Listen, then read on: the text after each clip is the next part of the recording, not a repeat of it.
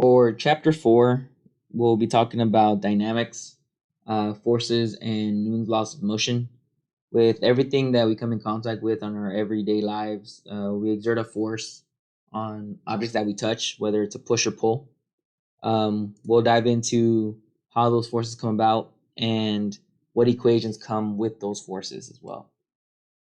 So, some brief history. This is Sir Isaac Newton's monumental work, published in 1687. It proposed scientific laws that are still used today to describe the motion of objects. So Newton described what we call dynamics. Dynamics considers the forces that affect the object of or the motion of objects and systems. So force is basically, like I said, push or a pull on an object. So here we have an illustration, figure 4.3, where we have these three ladies here. This one here on the left is exerting a force on the middle one, pushing her more to the right from the left side. This one down here is pushing her upwards or this direction from the bottom. Now, if you're able to draw a free body diagram here, this is just a tool that, like it says down here, physicists use to illustrate all external forces acting on this object. So we say that this lady here is this center point here. This is our free body diagram.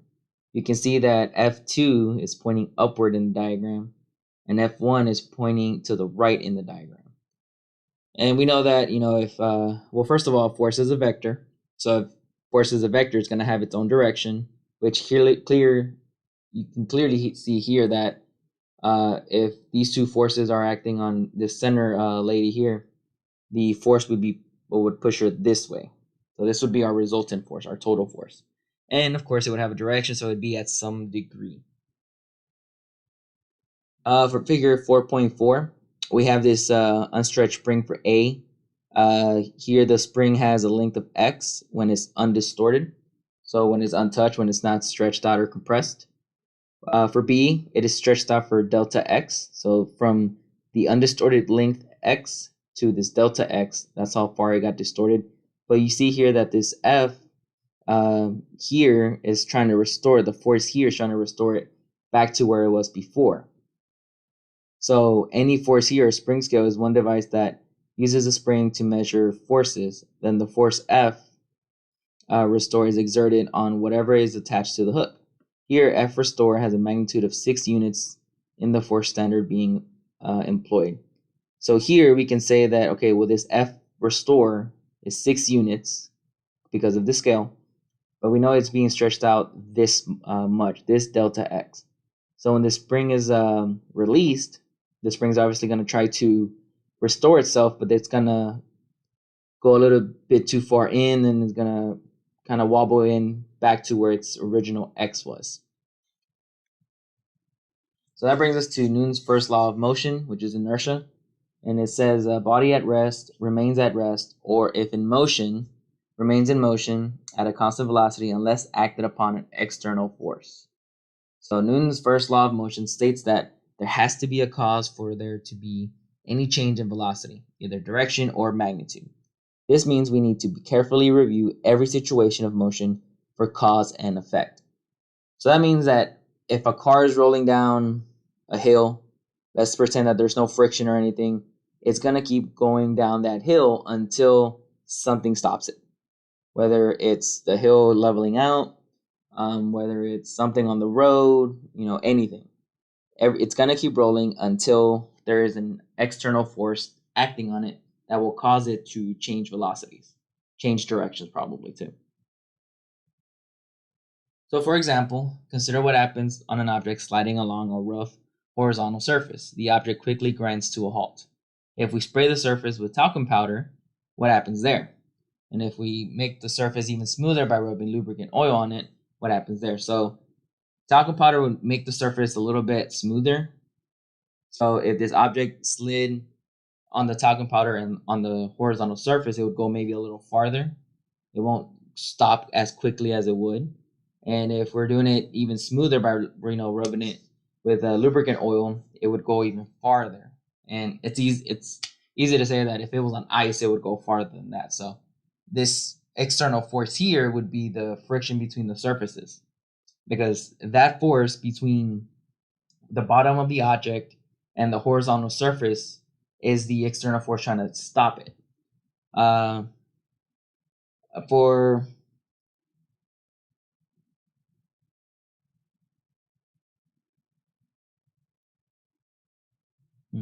So for like an air hockey table, whenever we're playing air hockey, at an arcade or wherever, you can see that the puck just keeps sliding, freely until somebody hits it on the side, or it hits the wall or something. Something basically has to stop it for it to, stop sliding, or it'll take its time to actually stop.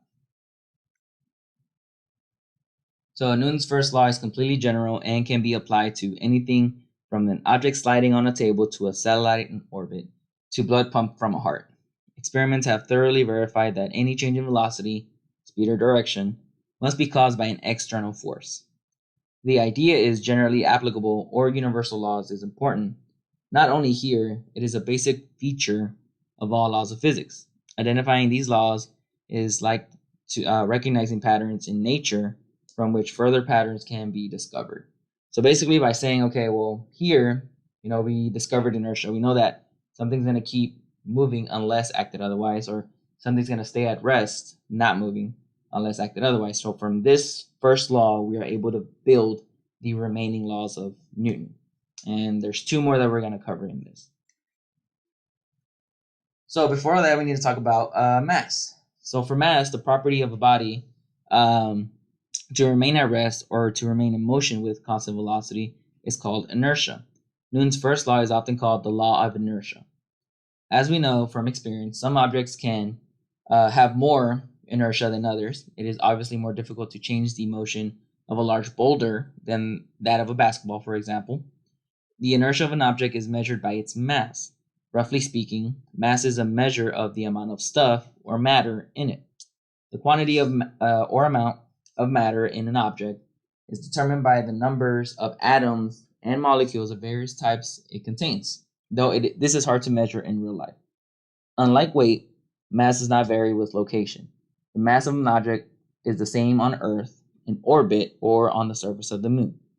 So here we're talking about the object's mass, not the weight. So that last sentence could be a little bit confusing. Let's say we have, this rock that has a mass of 5 kilograms. The mass is just of what it's made out of, the actual structure of that rock. So it's going to be 5 kilograms here, and 5 kilograms on the moon, and 5 kilograms in space, 5 kilograms in Mars. It doesn't matter. That boulder, that rock, is made out of 5 kilograms. Now, when you account gravity, which we will hear in this chapter later, that's whenever the weight is different. It'll weigh more here than it does on the moon, and it'll weigh differently on Mars and in space. So that portion can be a little confusing. So for Newton's second law, here we have the acceleration of a system is directly proportional to and in the same direction as the net external force acting on the system, and inversely proportional to its mass. So the equation from what that sentence is A equals F over M. Okay, so if we rewrite this, we have F net, so all the external forces, equals our mass times our acceleration. Here, notice that our forces and our acceleration have the hat on top. So they're vectors. Both of those are vectors here. When only the magnitude of the force and the acceleration are considered, this equation is simply F net equals F ma. That's whenever we don't care about the direction. That's why we can take away the hats and the bolded letters here. Why do you think force is associated with acceleration? Here we have the hint. What does the first law of motion say? So the first law says, everything's going to stay in motion or at rest unless acted upon. So if there's going to be a force acting on it, that means that here from this second law, we can say that, okay, well, there's also going to be an acceleration acting on it. That's the correlation between those two. So if there's going to be a force, there's got to be an acceleration. Vice versa. There's an acceleration, there's going to be a force. So the units of force, we obviously have F equals ma. The unit of force is the Newton, which is designated by capital N and is named after Isaac Newton. This is the derived unit though. Look at the equation above and what do you think the units are? So here we have F equals ma. The units for mass, we mostly use kilograms, and for acceleration we use meters per second squared. So 1 Newton is 1 kilogram times mass, or meters per second squared. So here for figure 4.5, different forces exert on the same mass produce different accelerations. So here we have for A, 2 children push a wagon with a child in it. Arrows representing all external forces are shown. The system of interest here is the wagon and its rider, the weight W of the system, and the support on the ground N are also shown for completeness and are assumed to cancel. The vector F represents the friction acting on the wagon, and it acts to the left, opposing the motion of the wagon. So here we have our normal force, that's what the N designates, pointing upwards, and the weight pointing downwards. We'll get to that in a second, but here if it's in a flat surface, that means that it's not moving up or down, right? So we can, like this sentence says, we can basically say they cancel out. But we also have F1 from here, pushing to the right, and F2 from here, pushing to the right. So we have these two forces acting on it. So we also have our acceleration going to the right. This F represents the friction, which is between the tires here and the surface. But because friction is so small here, and we know that there's 2 external forces pointing to the right, with the acceleration also pointing to the right, that means our forces of friction aren't as high. So that's why this little f representing friction is kind of a little bit lower. So here for B, all of the external forces acting on the system add together to produce a net force F net. The free body diagram shows all of the forces acting on the system of interest. So again, free body diagram here. Now we only have one force of the adult, still the rider in the wagon, right? And still have the forces of friction, the force, normal force, and the weight. But see here now it's one force completely instead of 2 like it was here. So here a larger net external force produces a larger acceleration. So here this acceleration prime with the apostrophe is greater than the acceleration without it, the first one, when the adult pushes the child. So that's safe to say that this one adult is exerting a more force than these 2 children were to begin with. For here, we have A and B. So for A, a basketball player pushes on a basketball to make a pass. The effect of gravity on the ball is ignored. So let's just theoretically say that this basketball just goes straight this way in the horizontal, doesn't bend downwards. For B, the same player exerts an identical force on a stalled SUV and produces a smaller acceleration. So same forces are being applied by the same basketball player, but because for the first one, it was just a basketball. It's small and light. For the second one, it's a SUV, and it's obviously heavier. So if he's trying to exert the same type of force, he's not going to get very far with his SUV. For C here, the free body diagrams are identical, permitting direct comparison of the 2 situations. Now, the force here of him pushing this object here and this one here is the same, yes. But if we were to draw a free body diagram of the basketball and the SUV separate, you would obviously see that the SUV is not going very far, where the basketball could probably go farther than this force represents. So even though he's exerting the same force, because this SUV is acting back on him, he's not going to go very far. So that brings us to weight, mass, and gravity. When an object is dropped, it accelerates towards the center of the earth. Newton's second law states that a net force on an object is responsible for its acceleration. If air resistance is negligible, the net force of the falling object is a gravitational force, commonly called its weight, which is W, which you've seen in the previous figure here. We have weight right there. So consider an object with mass m falling downward towards Earth. It experiences only the downward force of gravity, which has a magnitude w. Newton's second law states that the magnitude of the external force on an object is F net equals ma. Since the object experiences only the downward force of gravity, here we know that our force net is equal to our w. We know that the acceleration of an object due to gravity is g. So from the previous chapters, we know that whenever we're talking about just the vertical, our acceleration is equal to our gravity. Substitute these into the Newton's equation, and this gives us our w is equal to our mass times our gravity. It's still force equals ma, but we've substituted the weight for the force and gravity for our acceleration here. So since g is 9.8 meters per second squared on Earth, and the weight of a 1 kilogram object on Earth is 9.8 newtons, so we can simplify that here. We have w, our weight, equals mg, 1 kilogram times 9.8. That'll give us 9.8 newtons. Recall that g can take a positive or negative value depending on the positive direction in the coordinate system. Be sure to take this into consideration when solving the problems with weight. When the net external force of an object is its weight, we say that it is in free fall. That is, the only force acting on the object is the force of gravity. In the real world, when objects fall towards the Earth, they never truly have free fall because there is always some upward force from the air acting on the object. That's why a lot of these problems you'll see neglect air resistance. Because we know that not pretty much any object that has fallen or will be dropped is going to be interfered with air resistance. So for example, 4.1, we have the net force on a lawnmower is 51 newtons to the right. If the lawnmower has a mass of 24 kilograms, at what rate does the lawnmower accelerate to the right? So we can easily use F equals ma here.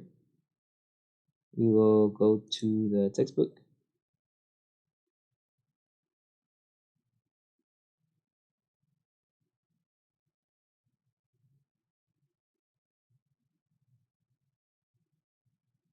All right. So from our first equation, we knew that our Newton's second law says A equals F over m, and it's already set up for us here. So we have 51 for our force divided by our mass, which is 24. So our acceleration is going to be 2.1 meters per second squared. That's how fast it's accelerating to the right. Pretty straightforward here. Okay, example 4.2. Prior to manned space flights, rocket sleds are used to test aircraft, missile equipment, and physiological effects on human subjects at high speeds. They consisted of a platform that was mounted on one or two rails and propelled by several rockets. Calculate the magnitude of force exerted by each rocket, called the thrust T. So we have 1, 2, 3, 4. For a 4-rocket propulsion system shown above, the sled's initial acceleration is 49 meters per second squared. The mass of the system is 2,100 kilograms, and the force of friction opposing the motion is known as 650 newtons. Okay, so here's our free body diagram. We've drawn it from our initial diagram. We know that we have 4 thrusters pushing us to the right. So 1, 2, 3, 4, and they are identical. We are told that we have a force of friction. So here's our force of friction designated back to the left. But for our free body diagram, we're pointing here. And we have normal force and our weight. Those are pretty much given every single problem just to have our complete free body diagram.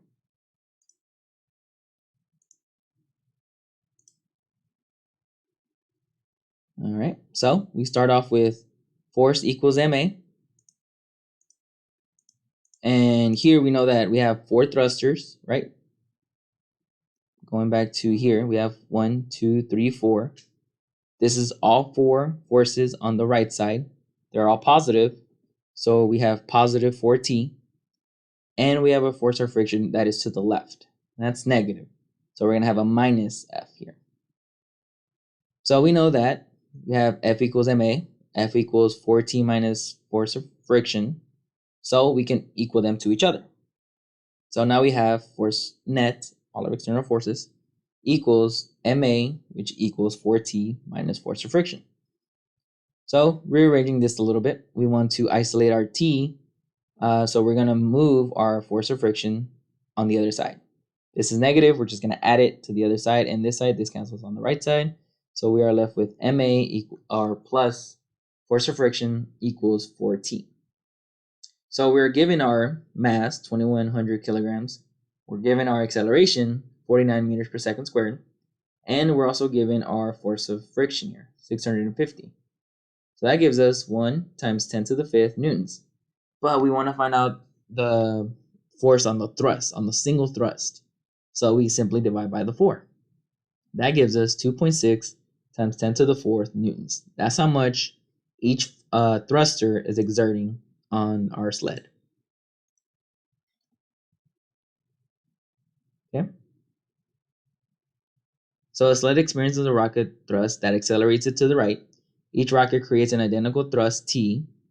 So here, as in other situations where there is only horizontal acceleration, the vertical forces cancel. This sled is not moving up or down. So our normal force and our force of weight, our weight here, cancel out. The ground exerts an upward force of N on the system that is equal to its magnitude and opposite in direction to the weight. The system here is the sled, its rockets, and the rider. So none of the forces between the objects are considered. The arrow representing force of friction is drawn larger than the scale. So that's just a very quick review of how they came about the free body diagram and why they didn't use the normal force and the weight. So that brings us to Newton's third law of motion, which is symmetry. It states that whenever one body exerts a force on a second body, the first body experiences a force that is equal in magnitude and opposite in the direction to the force that it exerts. This law represents a certain symmetry in nature. Contact forces always occur in pairs, and one body cannot exert a force on another without experiencing force itself. We sometimes refer to this law loosely as action-reaction, where the force exerted in the action and the force experienced as a consequence is the reaction. Newton's third law has practical uses in analyzing the origin of forces and understanding which forces are external to the system. So even if you are pushing a balloon, your hand, your fingertips are still gonna feel some type of force. So if we go back to here, yes, this has a net force to the right of 51 newtons. So that means that it's also having some force back to the left that the man is experiencing. The lawnmower is experiencing 51 newtons, but the man's also experiencing some type of force backwards. Here, consider the swimmer pushing off the side of the pool, as here it's illustrated. She pushes against the wall with her feet, and accelerates in the direction opposite to that of the push. So she's pushing it towards the right off this illustration, but she feels the forces back this way. The wall has exerted an equal and opposite force back on the swimmer. You might think that two equal and opposite forces would cancel, but they do not because they act on different systems. In this case, there are two systems that we could investigate, the swimmer or the wall. If we select the swimmer to be the system of interest, as in the figure, so here she's a system of interest, then force of the wall on the feet is an external force on this system and affects its motion. The swimmer moves in the direction of force wall on the feet. In contrast, the force feet on the wall, which is the opposite over here, acts on the wall and is not in our system of interest. Thus, force with feet on the wall does not directly affect the motion of the system and does not cancel the other force wall on the feet. Note that the swimmer pushes in the direction opposite to that in which she wishes to move. The reaction to her push is thus the desired direction. So, free body diagram of the system of interest here is BF upward and our weight downward, with the force wall on the feet here to the left. So here, for example, 4.3, a physicist professor pushes a cart of demonstration equipment on to the lecture hall as shown above. Her mass is 65 kilograms, the cart is 12 kilograms, and the equipment is 7 kilograms. Calculate the acceleration produced when the professor exerts a backward force of 150 newtons on the floor. So down here. All forces opposing the motion, such as the friction on the cartwheels and air resistance, total to 24 newtons. The lengths of the arrows are proportional to the magnitude of the forces except for F, since it is too small to draw to scale. So free body diagrams of system 1, which is the total system. So we have force of the floor to the right, our normal force upwards, our weight downwards, friction to the left. System 2, which is just the cart and the materials. So we have our normal force prime. We're only saying it's prime because we have a different normal force pushing here. This is our system of interest 2. System of interest 1 has a different mass. We're putting prime here. Same thing with our weight, the force that the professor pushes off of, and the friction as well.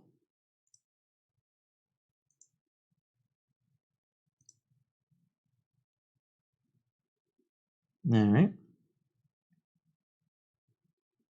So we start off with our second equation, our Newton's second law. Here we know that the external forces of system 1, which includes the professor, we have force net is equal to our force of the floor minus our friction. We can say that because we have this free body diagram of system 1, that our only force to the right is force on the floor, and our friction force to the left.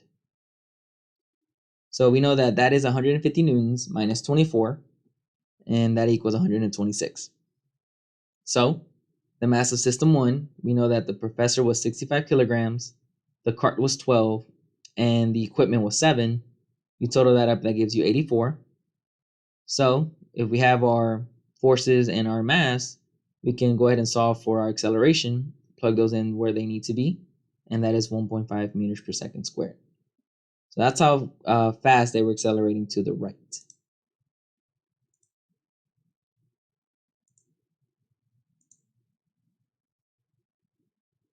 So here, we have the same professor, system 1. So here we're trying to calculate the force the professor exerts on the cart. It's the same problem here, but now we're looking at a different system here.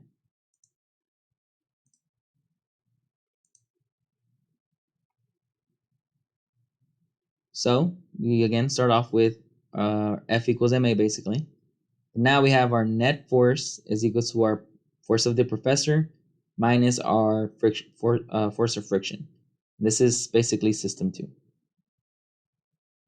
So we solve for our professor force. Just move this force of friction over. So now we have our force of professor is equal to our force net plus our force of friction. The value of F is given, so we must calculate the value of F net. That can be done since both the acceleration and the mass of the system 2 are known. Remember, we just solved for our force acceleration here. So we know that the cart is moving at 1.5 meters per second squared. And we know that the cart and the equipment is 12 plus 7. So that'll give us our total mass. So that equals out to 19. Multiply those together, that gives us 29 newtons. So if we have our force net, which we just solved, and our force friction, which is given in the problem, we can go ahead and add those together, and that'll give us the force that the professor is exerting.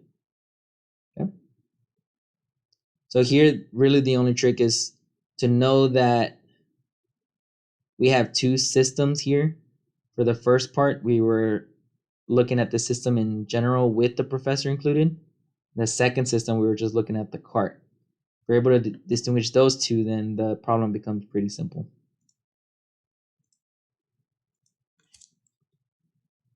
So now we come to our normal force, which we've came about a couple times throughout this chapter. So our weight, also called our force of gravity, is a pervasive force that acts at all times and must be counteracted to keep an object from falling. We definitely notice that you must support the weight of a heavy object by pushing up on it when you hold it stationary, as illustrated in A. But how do we inanimate? How do inanimate? How do inanimate objects like a table support, this table in B, support the weight of mass placed on them?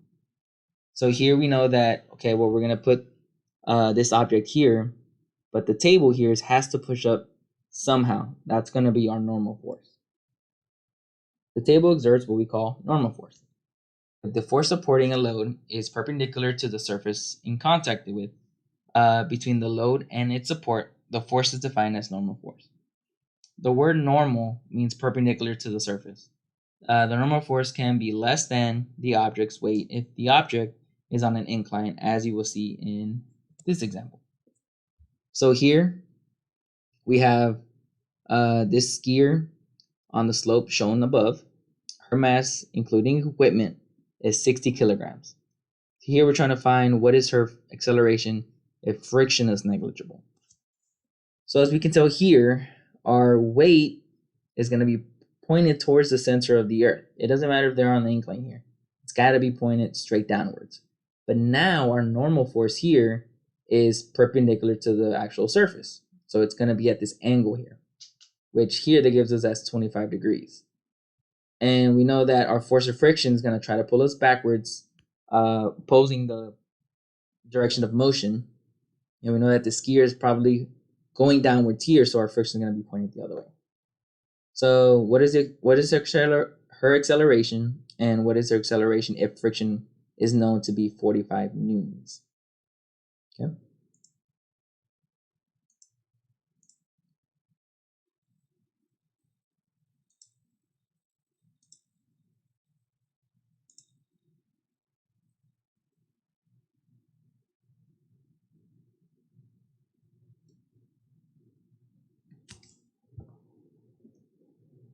So the one thing you notice here is we have to take into account this angle. It's 25 degrees. So this strategy portion here is pretty important here. This is a two-dimensional problem, just like we saw in chapter 3. Since the forces on the skier, the system of interest, are not paralleled. The approach we have to use is in two-dimensional kinematics also works here very well. Choose a convenient coordinate system and the project the vectors onto its axis, creating two connected one-dimensional problems to solve it.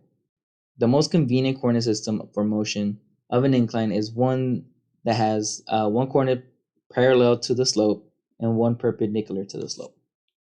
Remember that motions along mutually perpendicular axes are independent. We use symbols like these two here, perpendicular for this one and parallel for this one, to represent those two, respectively. This choice of axis simplifies this type of problem because there is no motion perpendicular to the slope, and because the friction is always parallel to the surface between the two objects. The only external forces acting on the system are the skier's weight, friction, and the support of the slope, respectively labeled W for the weight, force of friction for this little f, and normal force. N is always perpendicular to the slope, like we mentioned, and little f is parallel to it. But weight is not in the direction of either axis.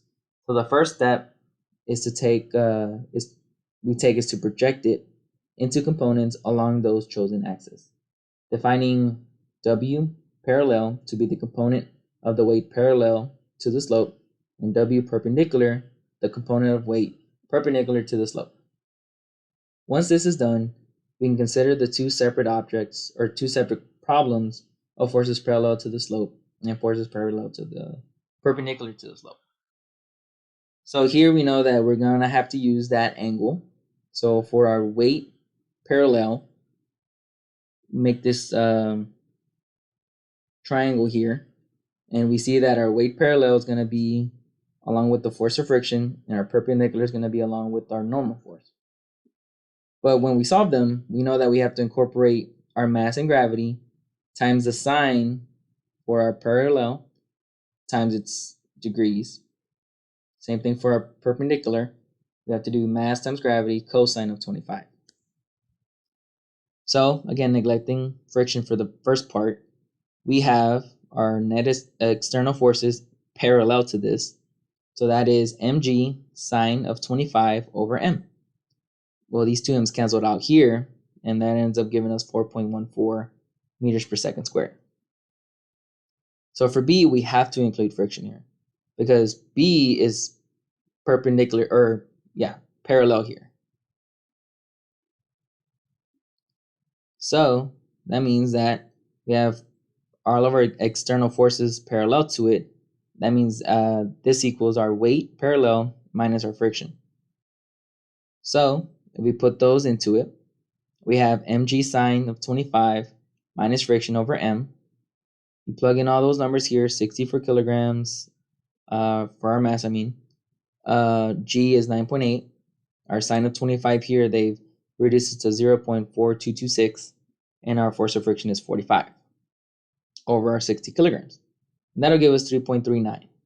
So you see how if friction's involved, our acceleration is a little less than if friction wasn't involved.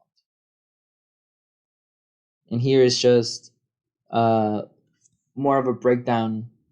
You can see this part is our free body diagram of it and how we interpret our parallel to be our sine here and our perpendicular to be our cosine here. So it really depends on where you're placing this angle. Since we knew that the slope here was 25 degrees, we were going to place the angle in between where the weight was and where it should be here. So it's 25 degrees means that right across from it, that was going to be our sine angle, and right perpendicular to it was going to be our cosine. That's why our cosine here is up and down, and our sine is on our horizontal here.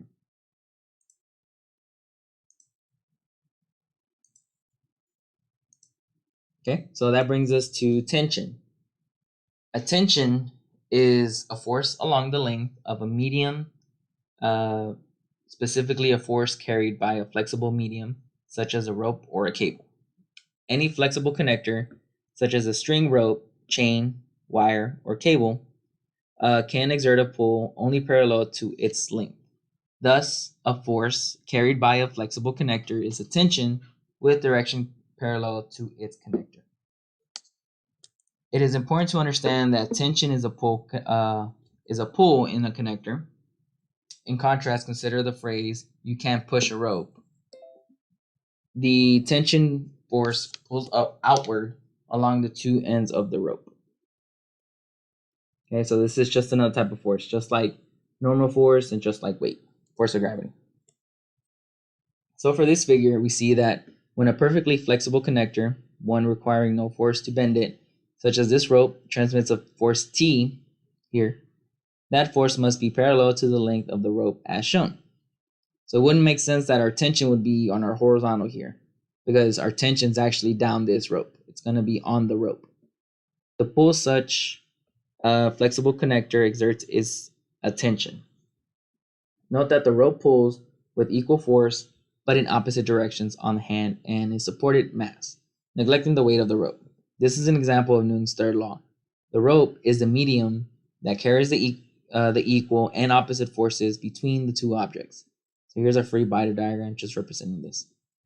The tension anywhere in the rope between the hand and the mass is equal. Once you have determined the tension in one location, you have determined the tension in all locations on the rope.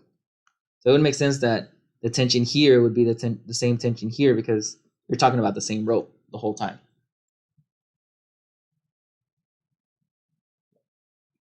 So for example 4.6, we have the weight of a tightrope walker causes a wire to sag by 5 degrees.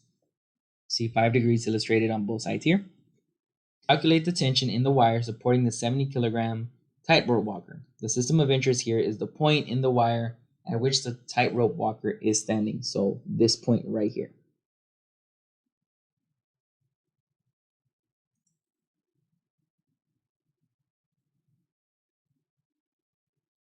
All right. So drawing our free body diagram, we see that, well, we have kind of 2 points here. We have on the right side our tension on the right, and our left side our tension on the left, with our weight down the middle. So when we do that, we have tension on the left, tension on the right. Both our tensions in the vertical direction here, well, they're both downwards here, right? But so that we can understand a little bit better, our tension is going to be upward to the right here, and obviously our weight's going to be pulling us down. Remember, if our tension's here, if the rope is trying to pretty much regulate itself back upwards, our tensions are going to be pushing up here with our weight pulling it down. So if we're to distribute these x and y coordinates here from each direction, they would pretty much come out to be rx and ry here, and then ly and lx here. So consider the horizontal components of the forces. So we have F net x, just in the horizontal, is equal to our tension in the left, x, minus our tension in the right, x. Okay, so the net external force in the horizontal is 0, right? So since the person is stationary, so that means that this equals 0. So 0 equals TOX minus TRX. So that means they're pretty much equal to each other. If we add TRX to one side and to the other side, they pretty much equal out each other here, which would make sense. Our tensions on the left and the right should be the same because we're not moving in that direction. So now we observe 4.18. We can use trigonometry to determine the magnitude of TL and TR. Notice that our cosine of 5 degrees is equal to our TLX over our TL. So here, we're talking about this one here.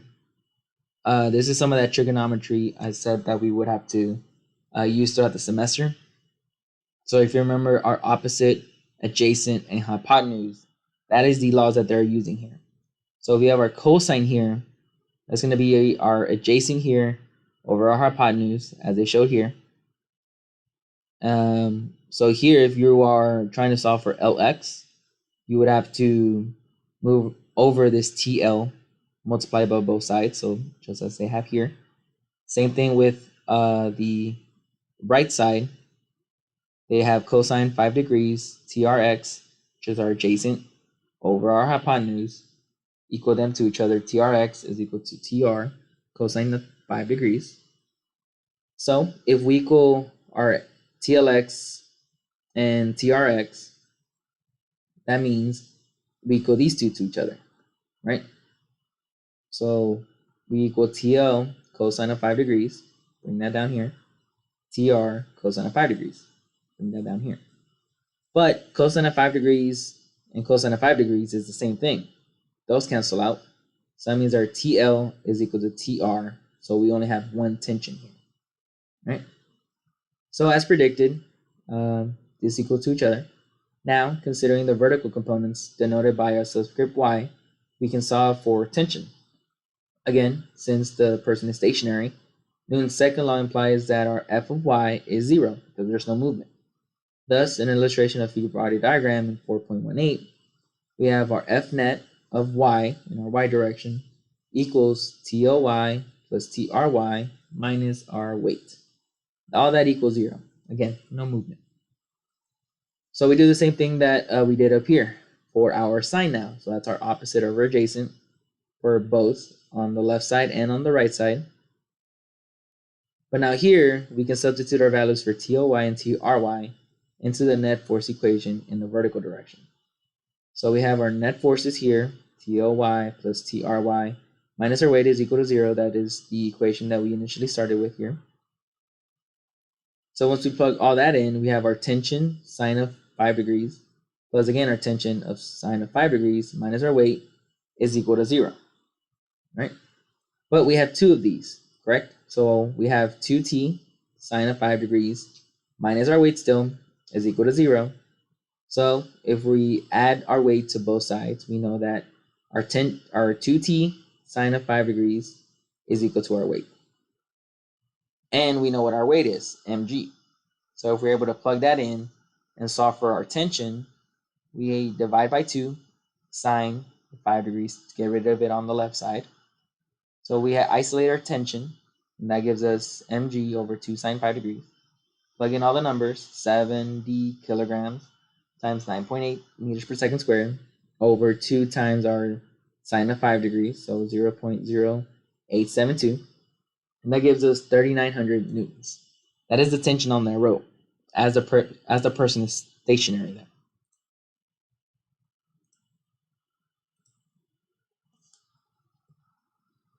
Okay, this is just the same figures that we were going over.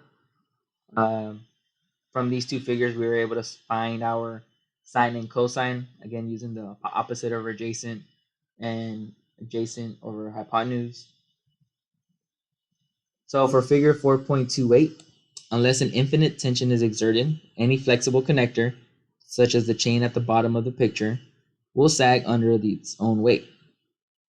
So this chain here, you can see it's sagging just a little bit. Given any characteristic curve when the weight is unevenly distributed along its length. Suspension bridges, such as the Golden Gate Bridge, shown in this image, are essentially very heavy flexible connectors. The weight of the bridge is evenly distributed along the length of the flexible connectors, usually cables, which take on the characteristic shape. So here you can slightly see a lot of the drag here exerted on the cables here. So for these problems, you kind of want to follow these strategies here. You want to sketch, in this case Tarzan, hanging from the vine for A. Well, then you want to draw where the tensions or the forces are. So arrows are usually represented all forces. T is the tension in the vine above Tarzan. And Ft is the force he exerts on the vine. And W is its weight. All other forces, such as the nudge of the breeze, are assumed negligible. So then we focus on our system of interest here. We know that our tension here is on this side and our weight's down here in the middle of the of Tarzan here. But we know that this is our system of interest. And then for D, we showing only the arrows, the head to tail method of the addition is used. It is apparent that tension is equal to a negative weight if Tarzan is stationary. So this is just our free body diagram. So for here, you have your initial diagram, initial drawing, and you're able to put some physics into it. Draw our forces, know where they're at, label our system of interest, have your free body diagram from there, and then figure out which equations go where. So net force and acceleration. Before you write net force equations, it is critical to determine whether the system is accelerating in a particular direction. If the acceleration is 0 in a particular direction, then the net force is 0 in that same direction. Similarly, if the direction is non-zero in a particular direction, then the net force is described by the equation F equals ma. For example, if the system is accelerating in the horizontal direction, but it is not accelerating in the vertical direction, then you will have the following conclusions. For our x direction, we have F equals ma, but for our y, it's going to be 0 because, again, there's no acceleration in the y direction. You will need this information in order to determine unknown forces acting in the system. So example 4.7 here. Suppose two tugboats push on a barge at different angles, as shown above here. Again, here from A to B, we have our forces. The first tugboat exerts a force of 2.5 or 2.7 times 10 to the 5th newtons in the x direction, as shown here. And the second tugboat exerts a force of 3.6 times 10 to the 5th newtons in the y direction, as shown here. If the mass of the barge is 5 times 10 to the 6 kilograms, and its acceleration is observed to be 7.5 times 10 to the negative 2 meters per second squared, in the direction shown, what is the drag force of the water on the barge resisting the motion? So for A, a view of the up from above the tugboats here. And B, again, we just have a free body diagram.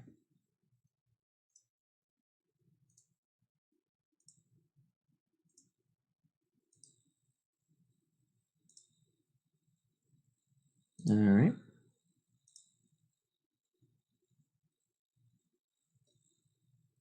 Okay. So for our force applied, we have Fx and Fy, right? So that means for our force applied, if we treat it again like a triangle, we're going to have our Pythagorean theorem. So we know that, okay, well, we have our fx going to the right, our fx going upwards, so we need to find the resulting here, but we also have this drag force going against it. Remember, the force net is going to go this direction, but the force of the water, the drag force, is going to try to push it back. So we know that our force applied is 2.7 times 10 to the 5th newtons squared plus 3.6 times 10 to the 5th squared, square root of all that because of the Pythagorean theorem. We get 4.5 times 10 to the 5th newtons. And our angle here, because we have our y here and our x, we have it as 53 degrees. Okay, so we have our force applied. So again, we use F equals ma. All of the net forces is force applied minus our drag force, which is what we're trying to find. Okay, so we rearrange this to equal the drag force, simply just switching these two around. So force drag is equal to 4.5 times 10 to the 5th, which we just solved, minus our ma, 5 times 10 to the 6th, which is the mass of the tugboat, of the barge, and 7.5 times 10 to the negative 2 meters per second squared, which is the acceleration. Put that on the calculator, you get 7.5 times 10 to the 4th newtons. That is a drag force trying to keep the barge from moving. Yep. So here we have this light. Consider the traffic light, mass of 15 kilograms, suspended from 2 wires as shown above. Find the tension in each wire, neglecting the masses of the actual wires. So here's a little different because we have 30 degrees and 45 degrees. The degrees here do not match like they did on the previous example up here. Here we had 5 and 5. Now we have 30 and 45, right? So again, we draw our free body diagram. We know that we have tension 1 and 2 in the x direction, tension 1y, 2y in the vertical direction, and we have our weight pointing downwards. Okay. Just going over this real quick. A traffic light is suspended from 2 wires, so we draw an initial sketch. We know where the forces are involved here on the actual ropes and the weight on the traffic light. So only forces acting on the system are shown here for C, because our system here is the traffic light. So the difference between these two is that we're not going to worry about the forces on the poles for tension 1 and tension 2. For D, we break down the forces, taking away the actual traffic light and the poles, and just worried about the forces. And we finally get to our free body diagram as shown here. That'd be the process on how to get to your free body diagram. It's a little easier to interpret that way. All right, so again, we start off with net force in the x, which again is equal to 0 because there's no movement in the x direction. There is no external forces, it's just tension 1x and tension 2x. So we end up with T1x equals T2x. So this gives us the same relationship as before, T1 equals T and T2. But here we have T1 cosine of 30 degrees is equal to T2 cosine of 45 degrees. Remember, the degrees here are different for both sides.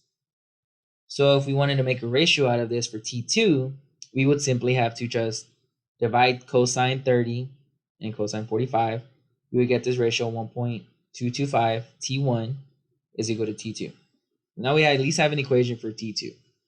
So note that T1 and T2 are not equal in this case because the angles on either side are not equal.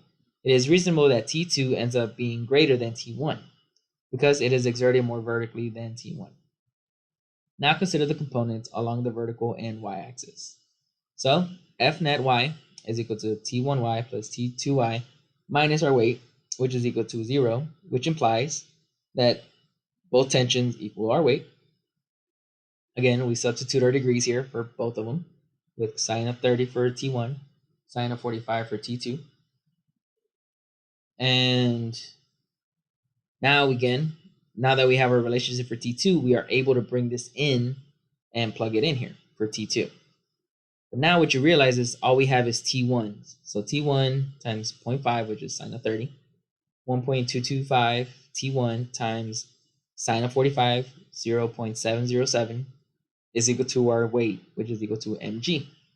So once you plug that into the calculator, we have T1 is equal to 108 newtons.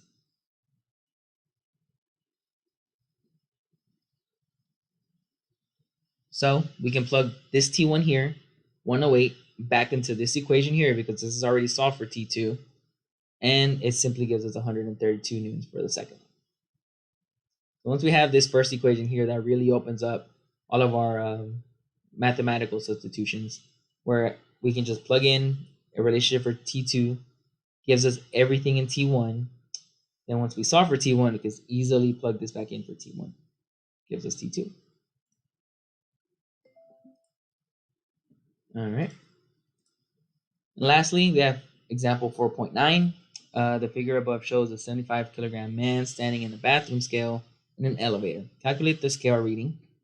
A, if the elevator accelerates upward at a rate 1.2 meters per second squared. And B, if the elevator moves upward at a constant speed of 1 meters per second. So two different problems here. All right, so we have F equals ma, our favorite equation for this chapter. So we have Fs, which here is for the scale, and here's our free body diagrams, is equal minus our weight here. So Fs minus weight is equal to ma. This is our net external forces. So Fs is equal to ma plus weight, which we have all of that. We have 75 kilograms times 1.2 meters per second squared, which is the given acceleration, plus our weight, which is 75 kilograms times 9.8. That gives us 825 newtons, right? So real quick discussion on this one. We know that F net is equal to ma, which is equal to 0, because what would the scale say if it was stationary? Well, if it's stationary, there is no acceleration. So we would just be dependent on the weight. So 75 times 9.8 would give us 735 newtons. So if the scale reading in the elevator is greater than 735 newtons in the weight, this means that the scale is pushing up on the person with a greater force than its weight, and must in order to accelerate him upward. Clearly, the greater the acceleration of the elevator, the greater acceleration of the reading, consistent with what you feel in a rapidly accelerating elevator versus slowly accelerating elevators. Now for B, what happens when the elevator reaches a constant velocity upward? Well, constant velocity means that there is no acceleration. So you would really just feel what we just discussed. There wouldn't be any ma here. It would just be our weight. And our weight is 735 newtons. So that part we already solved. And we know that from experience, because when you're in an elevator, once it's done accelerating, you know that the elevator's moving, you just don't really feel it. You don't feel any of the forces acting on you. So that'll do it for chapter 4, talking about forces and Newton's laws of motion.